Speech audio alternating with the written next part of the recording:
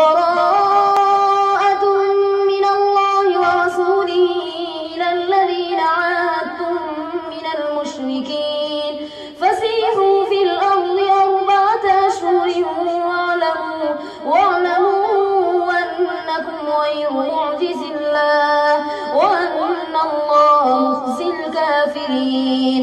وأذان من الله ورسوله إلى الناس يوم الحج الأكبر أن الله بريء من المشركين ورسوله فإن تبتم فهو خير لكم وإن توليتم فاعلموا أنكم غير معجز الله وبشر الذين كفروا بعذاب أليم إلا الذين عاهدتم من المشركين ثم لم ينقصوكم شيئا ولم يظاهروا عليكم أحدا فاتموا إليهم عهدهم إلى مدتهم إن الله يحب المتقين. فإذا سلخ الأشهر الحرم فاقتلوا المشركين حيث وجدتموهم وخذوهم واحصروهم واقعدوا لهم كل مرصد فإن تابوا وأقاموا الصلاة وآتوا الزكاة فخلوا سبيلهم إن الله غفور رحيم. وإن أحد من المشركين استجارك فأجره حتى يسمع كلام الله ثم أبلغه مأمنه ذلك بأنهم قوم لا يعلمون. كيف يكون للمشركين عهد عند الله وعند رسوله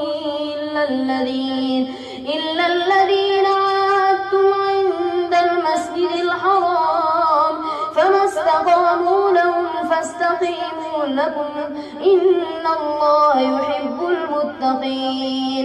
كيف وإن يظهروا عليكم لا يرقبوا فيكم إلا ولا ذمة يرضونكم بأفواههم وتأبى قلوبهم وأكثرهم فاسقون.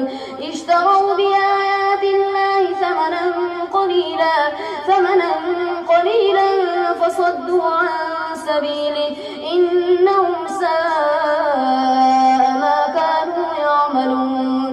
لا يرقبون في مؤمن إلا ولا ذمة وأولئك هم المعتدون. فإن تابوا وأقاموا الصلاة وآتوا الزكاة فإخوانكم في الدين ونفصل الآيات لقوم يعلمون. وإن نكثوا أيمانهم من بعد عهدهم وطعنوا في دينكم فقاتلوا أئمة الكفر إنهم لا أيمان لهم لعلهم ينتهون. ألا تقاتلون قوما نكثوا أيمانهم وهموا بإخراج الرسول وهم بدأوكم أول مرة أتخشونهم فالله أحق أن تخشوه إن كنتم مؤمنين.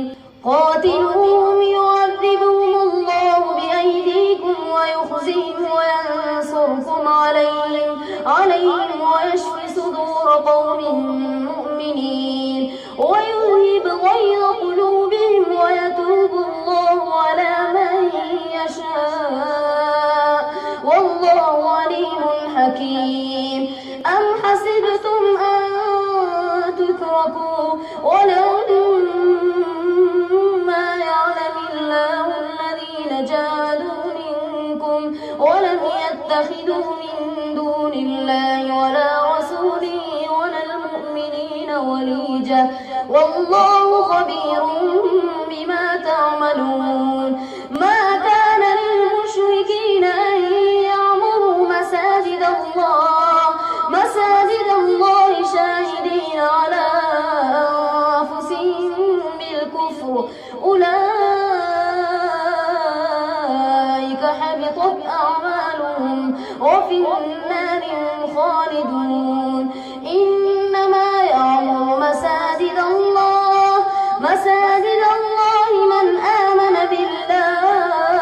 من آمن بالله واليوم الآخر وأقام الصلاة وآتى الزكاة ولم يخش إلا الله فعسى أولئك أن يكونوا من المهتدين. أجعلتم سقاية الحاج وعمارة المسجد الحرام كمن آمن بالله واليوم الآخر وجاهد في سبيل الله لا يستوون عند الله والله لا يهدي القوم الظالمين. الذين آمنوا وهاجروا وجاهدوا في سبيل الله بأموالهم وأنفسهم أعظم درجة عند الله وأولئك هم الفائزون. يبشرهم ربهم برحمة منه ورضوان وجنات لهم فيها نعيم مقيم خالدين فيها أبدا إن الله عنده أجر عظيم. يا أيها الذين آمنوا لا تتخذوا آباءكم وإخوانكم أولياء الإيمان ومن يتولهم منكم فأولئك هم الظالمون. قل إن كان آباؤكم وأبناؤكم وإخوانكم وأزواجكم وعشيرتكم وأموال اقترفتموها وتجارة تخشون كسادها ومساكن ترضونها أحب إليكم من الله ورسوله وجهاد في سبيله فتربصوا حتى يأتي الله بأمره الله لا يهدي القوم الفاسقين. لقد نصركم الله في مواطن كثيرة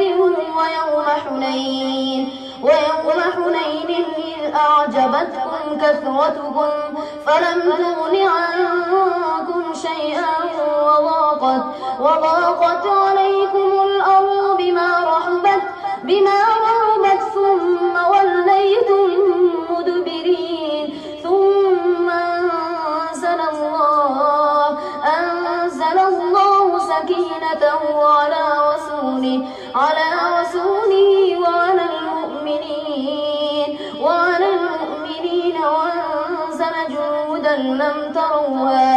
وأنزل جنودا لم تروها وعذب الذين كفروا وذلك جزاء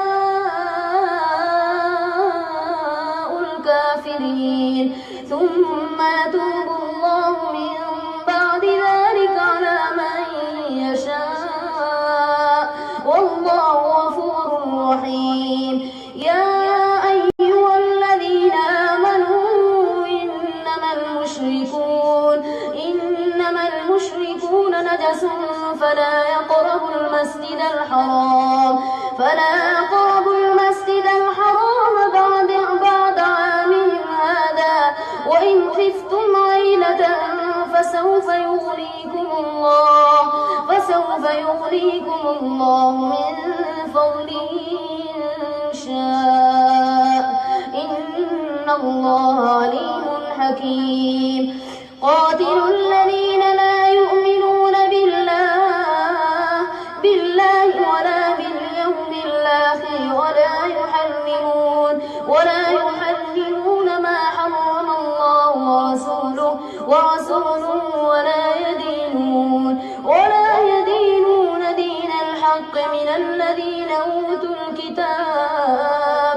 أوتوا الكتاب حتى يعطوا الجزية عن يد وهم صاغرون وقالت اليهود عزير ابن الله وقالت النصارى المسيح ابن الله ذلك قولهم بأفواههم يضاهئون قول الذين كفروا من قبل قاتلهم الله أنى يؤفكون اتخذوا أحبارهم ورهبانهم أربابا من دون الله والمسيح ابن مريم وما أمروا إلا ليعبدوا إلها واحدا لا إله إلا هو سبحانه عما يشركون يريدون أن يطفئوا نور الله بأفواههم ويأبى الله إلا أن يتم نوره ولو كره الكافرون هو الذي أرسل رسوله بالهدى ودين الحق ليظهره على الدين كله ولو كره المشركون يا أيها الذين آمنوا إن كثيرا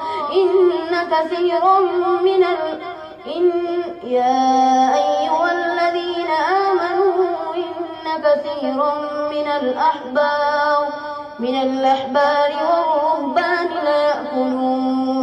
لا يأكلون أموال الناس بالباطل ويصدون عن سبيل الله والذين يكنزون الذهب والفضة ولا ينفقونها في سبيل الله فبشرهم بعذاب أليم يوم يحمى عليها في نار جهنم فتكوى بها جباههم وجنوبهم وظهورهم هذا ما كنزتم لأنفسكم فذوقوا ما كنتم تكنزون إن عدة الشهور عند الله 12 شهرا في كتاب الله يوم خلق السماوات والأرض منها 4 حرم ذلك الدين القيم فلا تظلموا فيهن أنفسكم وقاتلوا المشركين كافة كما يقاتلونكم كافة واعلموا أن الله مع المتقين إنما النسيء زيادة في الكفر يضل به الذين كفروا يحلونه عاما ويحرمونه عاما ليواطئوا عدة ما حرم الله فيحلوا ما حرم الله زين لهم سوء أعمالهم والله لا يهدي القوم الكافرين يا أيها الذين آمنوا ما لكم إذا قيل لكم انفروا في سبيل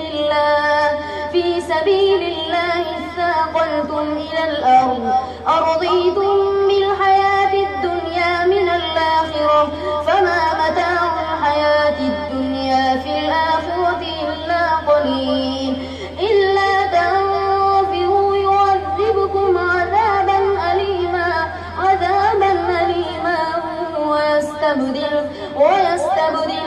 قوما غيركم ولا تضروه شيئا والله على كل شيء قدير. إلا تنصروه فقد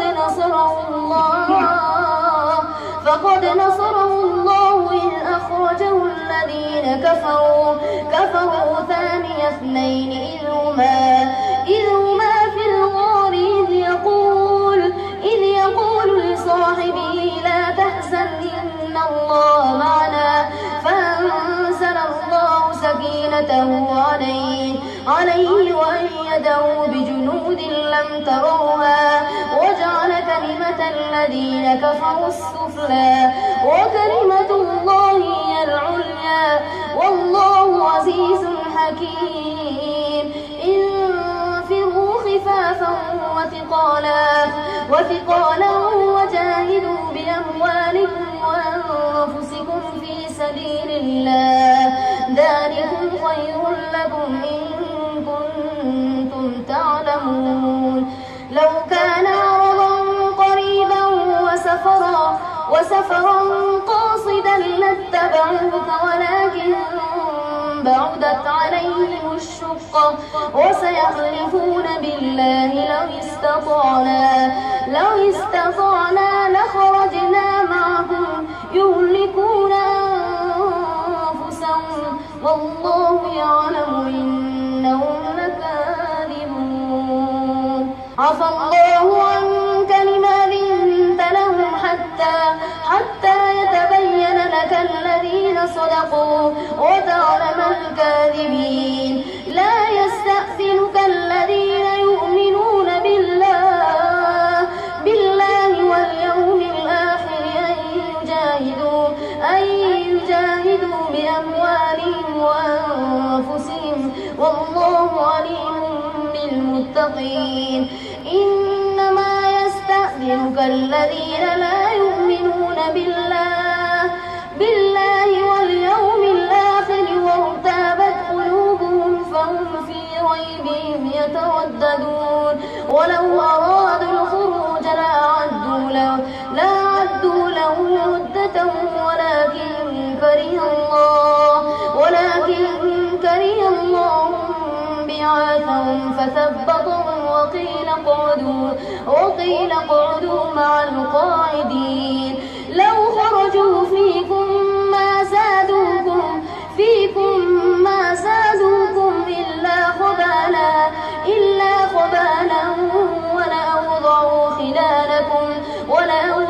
خلالكم يبغونكم الفتنة وفيكم سماعون لهم والله عليم بالظالمين. لقد ابتغوا الفتنة من قبل وقلبوا لك الأمور حتى جاء الحق وظهر أمر الله وهم كارهون. ومنهم من يقول أذن لي ولا تفتني ألا في الفتنة سقطوا وإن جهنم لمحيطة بالكافرين. إن تصبك حسنة تسؤهم وإن تصبك مصيبة يقولوا قد أخذنا أمرنا من قبل ويتولوا وهم فرحون. قل لن يصيبنا إلا ما كتب الله لنا هو مولانا وعلى الله فليتوكل المؤمنون. قل هل تربصون بنا إلا إحدى الحسنيين ونحن نتربص بكم أن يصيبكم الله بعذاب من عنده أو بأيدينا فتربصوا إنا معكم متربصون. قل أنفقوا طوعا أو كرها لن يتقبل منكم إنكم كنتم قوما فاسقين. وما منعهم أن تقبل منهم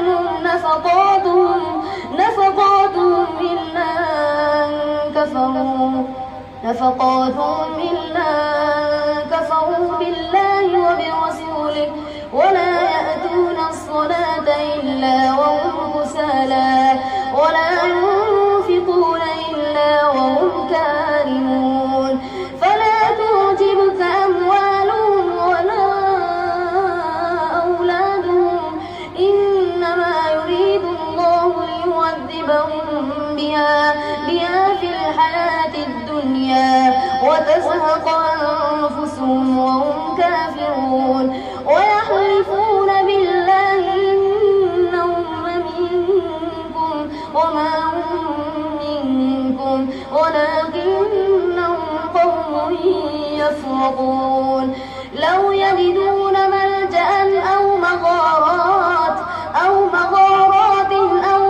مدخلا لولوا إليه وهم يجمعون ومنهم من يلمزك في الصدقات فإن أوطوا منها رضوا وإن لم يوطوا منها إذا هم يسخطون ولو أنهم رضوا ما آتاهم الله ورسوله وقالوا حسبنا الله سيؤتينا الله من فضله ورسوله إنا إلى الله راغبون إنما الصدقات للفقراء والمساكين والعاملين عليها والمؤلفة قلوبهم وفي الرقاب والغارمين وفي سبيل الله وابن السبيل فريضة من الله والله عليم حكيم